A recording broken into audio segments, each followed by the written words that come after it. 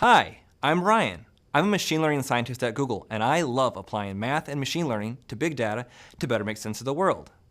Now that we've learned the basics of recommender systems and how content-based variants work, in this module, we will dive into the powerful recommendation technique of collaborative filtering. In this module, you will learn how to build a collaborative filtering recommendation system using walls, or weighted alternating least squares. We will learn this by first understanding how to take data of the interactions between users and items and find similar items, or users, to recommend. This could be what users should watch next, what they should buy, or who they should market to. Then we'll learn how to take this new understanding to correctly prepare our data for TensorFlow's walls matrix factorization estimators input function that we are going to create.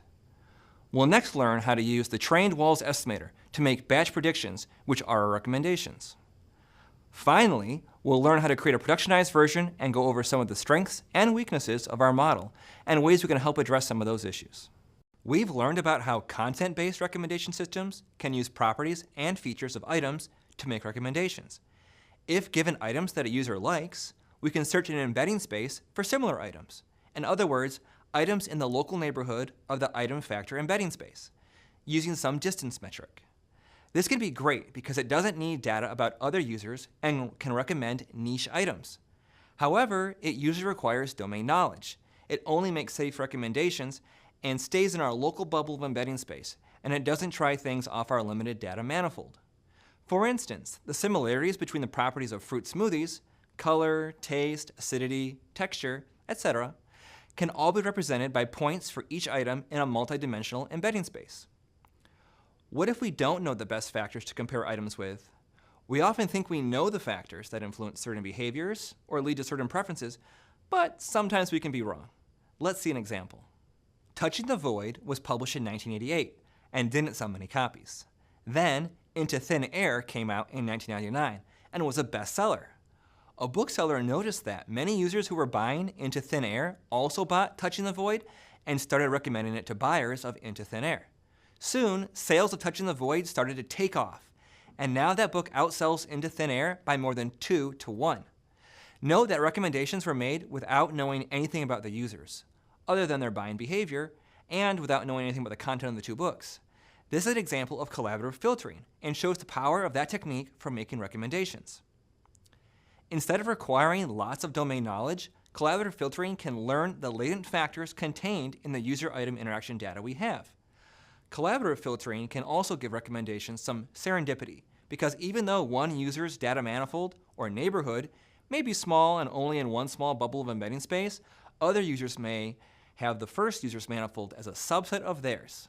This means that the users are similar to each other, and perhaps the first user might actually like to branch out and see things that the other users also liked. Collaborative filtering solves two problems at the same time between users and items. It uses similarities between items and users simultaneously. Obviously, a hybrid approach of content-based, collaborative filtering, and knowledge-based recommendations usually works best, which we will cover in the next module. But for now, let's look at the awesome power of collaborative filtering. For example, instead of just having items such as drinks represented as points in a multidimensional embedding space, users themselves too can be represented along each dimension, two embeddings within the same space. Collaborative filtering uses the interactions between users and items to find similarities between them. This could be represented as a matrix, although usually a very sparse one, because usually there are large numbers of users and items, and most have never interacted. Therefore, to get around this sparsity problem, collaborative filtering usually uses matrix factorization. Matrix factorization collaborative filtering starts from a ratings or user interaction matrix, where the rows are users and items are columns. In this example, there are 4 users and 5 items, which are movies that the users may have seen on our website. Our goal is to recommend movies to each user that they would like to see. So, should user 4 see the movie Shrek or not? Well, that depends on the ratings. Sometimes these ratings are explicit. This could be the number of stars, the number of thumbs up, or maybe just a simple like or dislike button click. The main point here is that a user is intentionally, explicitly leaving feedback for that item.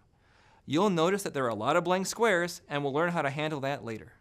In this example, the scores for each movie could be a 1 through 5, where 1 is a strong dislike, 3 is neutral, and 5 is a strong like. Explicit feedback is usually difficult to get, but thankfully there is also implicit feedback, which is still more information than if there was no feedback. Implicit feedback is different from explicit feedback because it is not intentionally given as a means of rating the item the user has interacted with. However, there was some type of interaction, and from that we can infer whether the user had a positive or a negative experience. This could be whether someone viewed a video, how long they watched a video, if a user spent a lot of time on a page, if they clicked certain areas or buttons on the page, etc. Much of the time, we cannot give a real valued score, as in the last table. For instance, in this example, we simply assign a checkbox, which will end up numerically as a 1 to indicate that user I watched movie J. Sometimes there is both explicit and implicit data for user-item interactions that can be leveraged for recommendations. We think about how our user movie data might be stored in a database.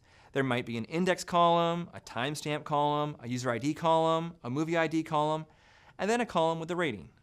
In this implicit feedback example, the implicit rating from user 2 for the movie Memento was a 1, meaning that whatever their interaction was, that interaction was flagged as implicit positive feedback. Now it's time to test your knowledge about the types of feedback. If we were creating a YouTube video recommender system where we had like and dislike data, and also the duration of a video was watched, which feedback would be considered explicit and which would be considered implicit? Was the like and dislike data explicit or implicit feedback? Was the watch duration explicit or implicit feedback? The correct answer is D. The like and dislike data is explicit because a user is purposefully giving either positive feedback by clicking like or negative feedback by clicking dislike. They are telling us explicitly, whereas watch duration is more like implicit feedback. The user isn't purposefully telling us whether they like the video, but we can make an inference. Perhaps users that like the video will watch it longer, or even to full completion, whereas users that don't like the video may quickly change to something else and thus have a short duration.